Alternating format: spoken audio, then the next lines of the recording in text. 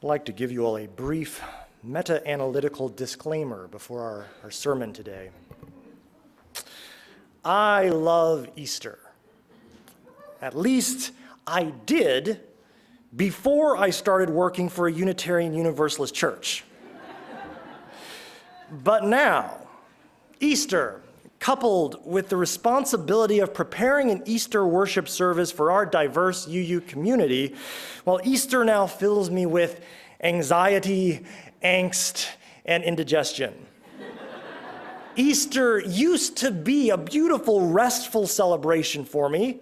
Now it is certainly still a celebration, but one characterized by intense theological and philosophical struggle. Struggle, of course, is a touchstone of the human experience, so the irony is not lost on me that today, a day when millions of people all over the world are remembering and celebrating an Easter miracle that is often touted as prima facie evidence of the divinity of Jesus of Nazareth, I and many other UUs like me are observing the same holiday by engaging in a uniquely human endeavor, an endeavor that omniscient gods like Yahweh never have to do: questioning.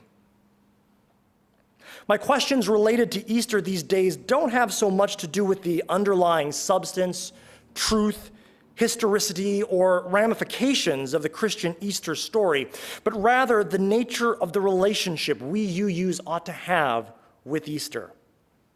Should we even celebrate Easter? And if so, how?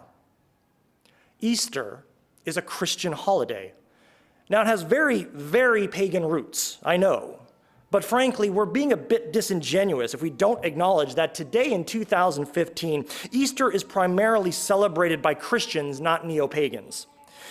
On the one hand, then, perhaps we should continue our observance of this Christian holiday. One cannot deny the historically Christian roots of our faith. Both our mother faith, Universalism, and our father faith, Unitarianism, they were both Christians. And the vast majority of practicing UUs today are Christians or former Christians, to whom the Christian holidays still have very special significance.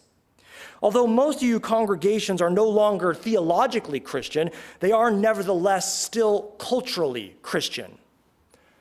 On the other hand, many, including our UUA's first president, Dan Greeley, consider Unitarian Universalism a post-Christian religion. To be a little semantic and possibly a little pedantic, I might personally prefer the term trans-Christian. That's a topic for a different Sunday. Moreover, our world is becoming increasingly post-Christian. More and more, the people entering our faith, millennials especially, have no previous religious background or affiliation, meaning they have no particular connection to Christian celebrations like Easter. If we UUs do make the choice to observe the holiday of Easter, then we have a difficult balancing act to perform. We must celebrate it in an intentionally inclusive manner that respects the religious plurality of our congregations, while still giving regard to the unique beliefs held by Christians about Easter that make it a Christian holiday in the first place. Although our Christian religious heritage, I think at least, gives us a legitimate right to observe this holiday, we must also recognize that as a post-Christian or trans-Christian religion, we can still be guilty of religious and cultural misappropriation from Christianity if we are not very careful. It seems to me then that the best way for us as UUs to observe this holiday is to both celebrate the universal and archetypal themes of Easter, while also paying respect to the specifically Christian expression of those universal and archetypal themes, while still being true to our faith by looking at the Christian mythology of Easter through a uniquely Unitarian Universalist lens. Now, I have tried to put together a sermon today that does this. I have undoubtedly failed. If you like, after the service, you can yell at me downstairs over spaghetti. Easter is a celebration of nature's cycle of life, death, and transformative rebirth. It is a celebration that in one form or another has been observed by nearly every culture on this planet since the beginning of recorded human history. For the past 2,000 years or so, especially here on Earth's Western Hemisphere, this observation has been paired with the story of Jesus of Nazareth, who is reputed to have been crucified by Roman authorities in Judea, buried in a tomb, and miraculously brought back to life 3 days later by the power of God. For those who observe such a rebirth, such a resurrection, Easter is and should be a time of rejoicing and of celebration, a time of new hope and new beginnings. But we should also be mindful that there is no Easter Sunday without Good Friday. There can be no new life, no new beginning without death. Truth be told, I would be far more comfortable delivering a sermon today on the topic of Good Friday than Easter Sunday. Why? Well, because, like so many of you here today, I am well acquainted with death. In my short time on this planet, I have buried several good people. With my eyes, I have seen, and with my fingers, I have touched both the dead and the dying. It would be much easier to preach on the subject of death because it's a topic I know well from firsthand experience. But this today is not Good Friday. It's Easter Sunday. So I'm called upon to preach about the other side of that coin, resurrection. It's a bit unnerving to preach on Easter because I simply don't have as much experience with resurrection as I do with death. Nobody I've seen die has come back yet, at least not in any form that I have so far been able to recognize. So today, I acknowledge I'm preaching largely from ignorance and speculation. Or maybe I'm not. See, I guess when I stop to really think about it, I realize that actually I have seen hundreds, thousands, maybe even millions of examples of rebirth every year of my life. And I'm not talking about abstract metaphors. I'm talking about real physical examples you can touch with your fingertips. It happens every spring when all our vegetation, the trees, the flowers, they all come back to life after the long death of winter.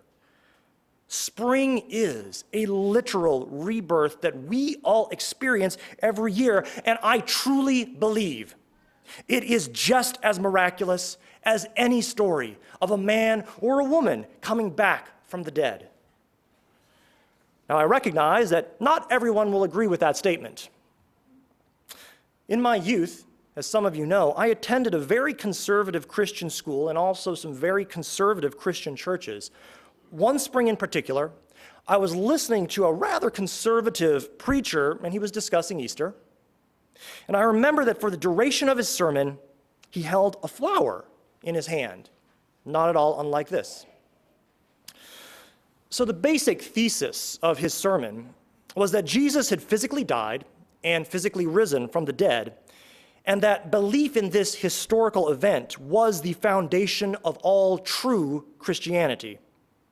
He spent the majority of his sermon mocking liberal Christians and other non-believers who understood Jesus' resurrection story, the Easter story, as a metaphor for the springtime resurrection of the earth from the death of winter. He used the flower in his hand like a prop. He held it out and said, "There are some who think that this is the miracle of Easter." And he proceeded to deride the flower. The flower itself is the unwitting representative of all nature, here on trial before him and his holy scriptures. So just as the scribes and Pharisees some 2,000 years ago mocked Jesus as king of the Jews, this preacher mocked this blossom and declared it unworthy of any special worship or recognition. But he was wrong. It took me a while to realize that, but I know it now. He was wrong.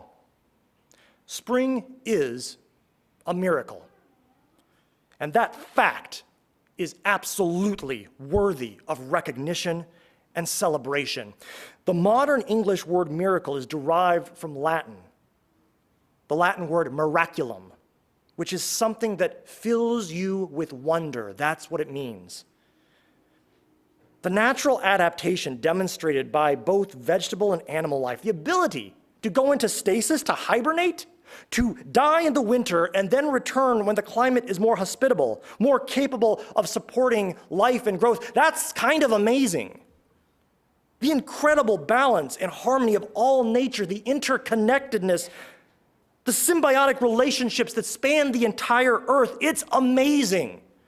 The fact that flowers even exist, a result of millions and billions of years of evolution, is nothing short of a miracle. The only reason many of us modern-minded, rational people don't call the annual rebirth of the earth from winter a miracle is because it happens all the time, cyclically, predictably, according to a schedule. The miracle is so ubiquitous, it tricks us into not seeing it. The same way that a fish does not see the water he swims in. Just as we are generally unaware of the air that constantly surrounds us, or the force of gravity that constantly tugs on us. And thus we have become inured to the awe, the wonder, and the miracle that is this natural world. If you still don't fully believe me, I want you to think of it this way. If every single spring since the beginning of the earth, all the water in the St. John's River turned into wine for a day, first of all, we'd all be having a lot of fun. But then say it reverted back to water. Well, look, I would guarantee you, I would promise you, if that happened, we, living in that alternate reality, we wouldn't call that a miracle either. We would just call it nature. Because to us, the process was natural. Just because something extraordinary happens repeatedly according to a predictable schedule, that does not make it worthy of any less awe or wonder. In fact, I would argue it makes it worthy of even greater awe and wonder. The Jewish Midrash tells us every day miracles befall a person as great as the miracles of the book of Exodus. Similarly, Thich Nhat Hanh writes, every day we are engaged in a miracle which we don't even recognize. A blue sky, white clouds, green leaves, the curious eyes of a child, our own 2 eyes, all is a miracle. We don't even have to wait for Easter to be mindful of the miraculous. We are literally surrounded by miracle on top of miracle. Our planet, as Thomas pointed out a couple of weeks ago, we're on a planet, which is kind of amazing, but our planet is a miracle, something that fills us with wonder. This planet, perfect in size, covered and filled with the magic elixir of life known as water, purified for us through a perfect natural cycle, a perfect balance of chemicals in the air that allow us to breathe and also allows the soil to produce food for us. Food literally comes out of the ground around here. Have you ever stopped to think about that? It's crazy. And in the same ground, there are microbes that break down dead organic matter, so we're not all, neck high in a bunch of corpses. Our planet shares a perfect cosmic dance with both the sun and the moon, perfect revolutions and rotations and orbits, an atmosphere that protects us and all life on Earth from cosmic rays and radiation, so that this fragile thing called life could be born in the first place and then develop and evolve over millions of years. Evolution simply being the continuous cycle, the forward-reaching spiral of life, death, and rebirth over and over again. That evolutionary process, it resulted in the human brain. Think of the unfathomable complexity of the human brain, the unfathomable complexity of even a single human cell. Anyone who has studied molecular biology knows this. The preposterous, seemingly impossible complexity of the quantum world, inhabited by particles, waves, quarks, all of which may actually be tiny little strings vibrating in 11 different dimensions. My soul echoes the sentiments of Peter Mayer and Thich Nhat Hanh. Surely everything is a miracle. From the first green buds of spring to the mystery of human consciousness, to quantum mechanics, to the color blue, everything is an amazing, awe-inspiring miracle. It makes no sense to narrowly define the word miracle as something that breaks the laws of nature when nature itself is a miracle. It's the great miracle.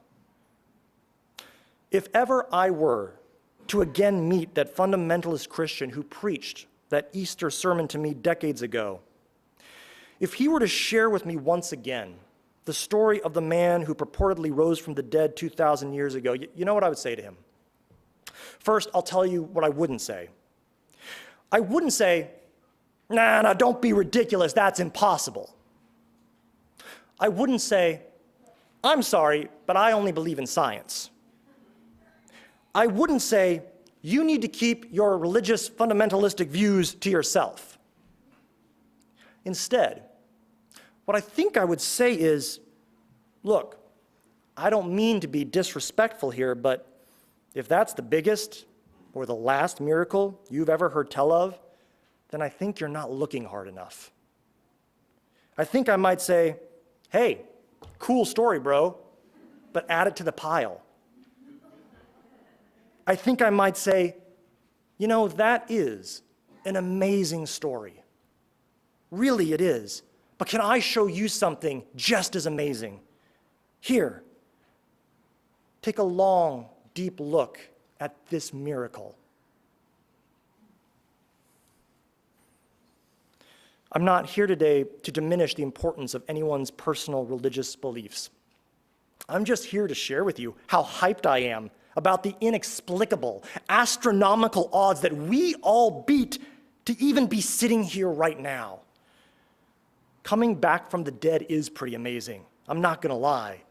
But you, each and every one of you are a miracle. Your very existence, your consciousness, your self-awareness, your ability to repeatedly convert oxygen to carbon dioxide on this small, wet, blue-green pebble orbiting a little flame of a star in the outer spiral arm of our beautiful Milky Way galaxy, only one of billions of galaxies spit out by an improbable Big Bang at the beginning of time. You are a miracle. If we were to go back in time and place a wager at the beginning of history, whether or not you would come into being, you specifically and individually, you as you exist right now, your DNA coding, at the beginning of time, do you know what the odds are that you would happen? According to Ali Benazir, a Harvard and Cambridge educated medical doctor and philosopher, the odds of you happening are 1 in 10 to the 2,685,000th power. It's a 1 with almost 3 million zeros behind it. The number is so large, the human mind cannot comprehend it.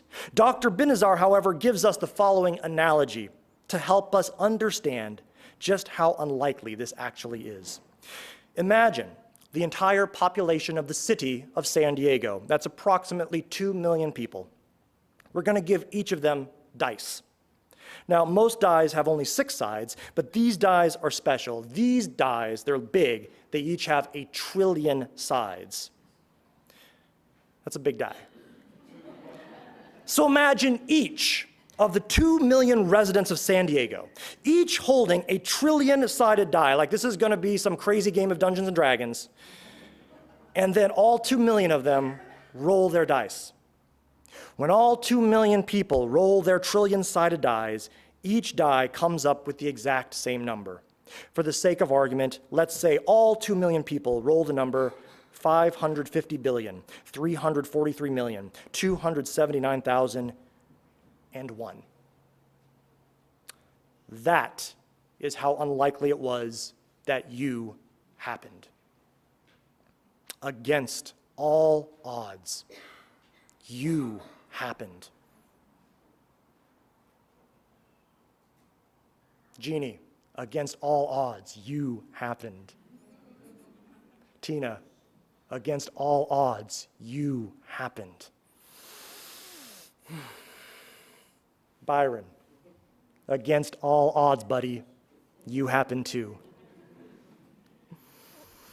Right here, right now, you are the crown jewel of creation. The inexplicable, astronomically improbable end result of 4 billion years of evolution, countless cycles of life, death, and rebirth, all to get to you right now. On this Easter Sunday, in this season of rebirth and new beginnings, I remind you that you don't have to be a fundamentalist Christian to celebrate Easter's miracle. And I exhort all of you, take a moment. Realize and accept just how amazing you really are. Recognize that same amazingness in others. Walk with gratitude. And then be the miracle that you are. Blessed be.